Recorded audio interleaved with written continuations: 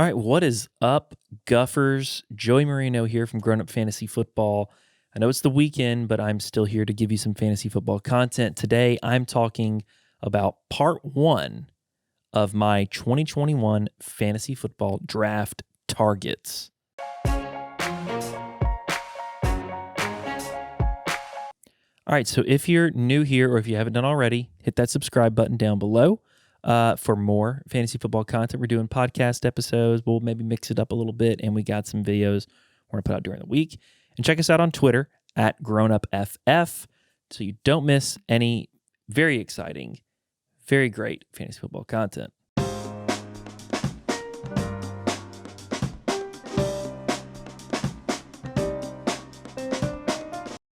All right, so today I'm giving you my top five fantasy football draft targets. This is part one because this is early June before the season starts. So this list could change. I could have more people to add on here. So this is part one.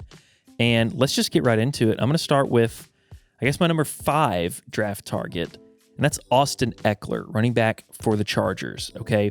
Now he still gets a good amount of hype, so that's why he's kind of low on the list.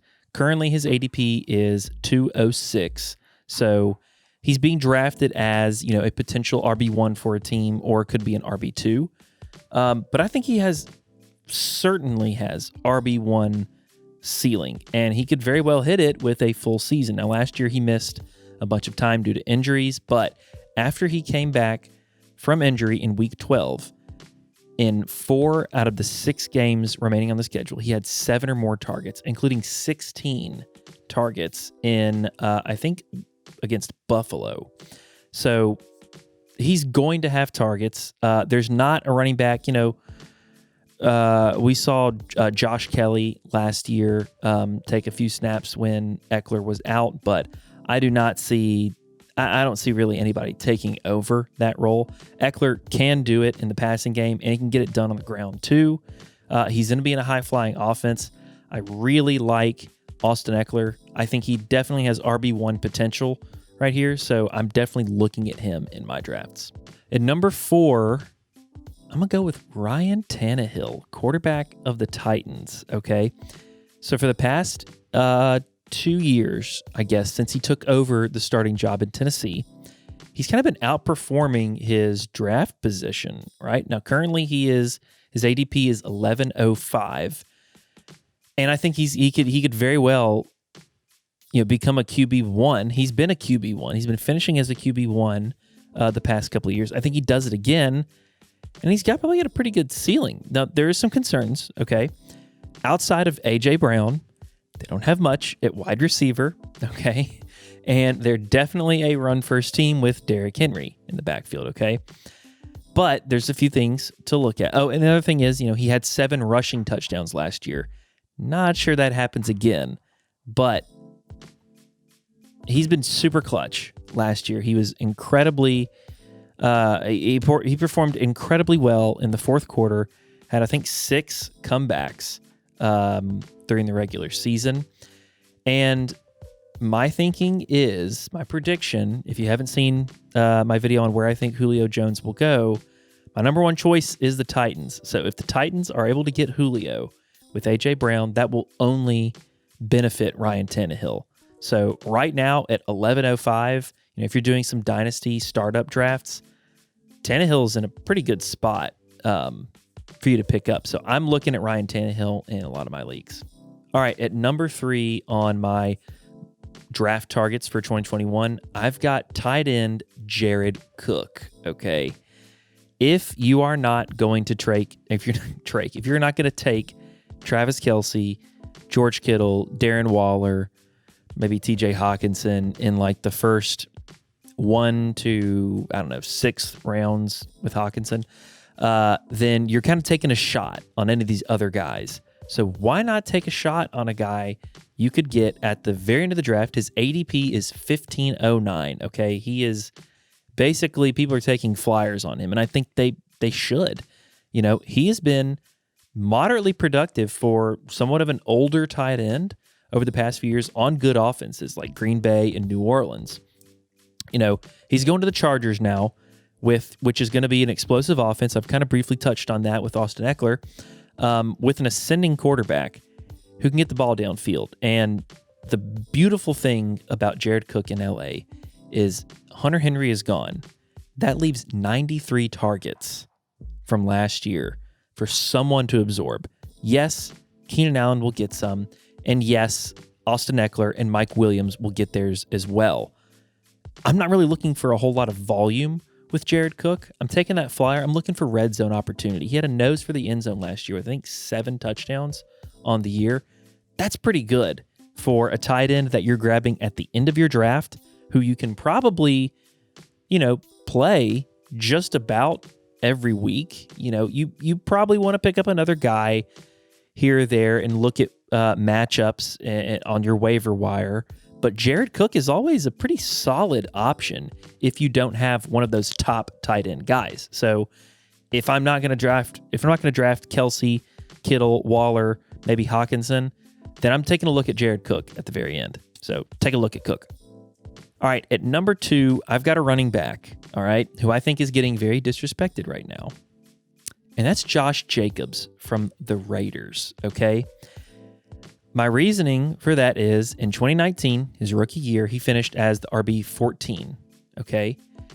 And in 2020, which everybody kind of viewed, myself included, as somewhat of a bad season, a down year for him, he finished as the RB8. He was an RB1, okay? And a couple other things to think about. In 2019, he had 27 targets, okay? Not great for a guy that came out of college with a pass-catching profile. In 2020, he had 45 targets. That's the trend upwards. Plus, they still had pass-catching backs on the roster. Now, yes, the Raiders went out and signed Kenyon Drake, okay? Yes, he'll probably become the de facto pass-catching back in this offense, and Jacobs may not get that many opportunities to catch the ball. But volume is king when it comes to running backs. If you can get plenty of opportunities to run the ball, which Josh Jacobs definitely will, then eventually he'll produce, okay? If you looked at the Raiders last season, when the Raiders won games, Jacobs tended to do a lot better. When they lost games, he tended to have a lot less yards and obviously fantasy points. But, if John Gruden will ever come to his senses and realize that Josh Jacobs can catch the ball, maybe his targets will increase this year. I think they will. But the biggest thing is his ADP currently sits at 305. That means Josh Jacobs is being drafted as an RB2. I think he has RB1 potential.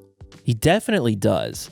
And if you can, if you watched our mock draft that James and I did this past weekend, we had CMC in the first round, and then we took Clyde Edwards-Helaire in the third, and we were picking at the 101, so we had to wait around the turn. Jacobs was still there at our next pick. We grabbed him as our third running back. If you can grab Josh Jacobs as your third best running back out of the draft, that's incredible. So I think Josh Jacobs is really being undervalued. I would take a look at Josh Jacobs as a target this year. All right, and at number 1, I have a guy who basically, should take a mulligan from last year in 2020, and that's Michael Thomas, wide receiver for the New Orleans Saints. Okay, look, this guy last year was drafted to be the number 1 wide receiver, right? And he played a whopping, 5 or 6 games, pretty much.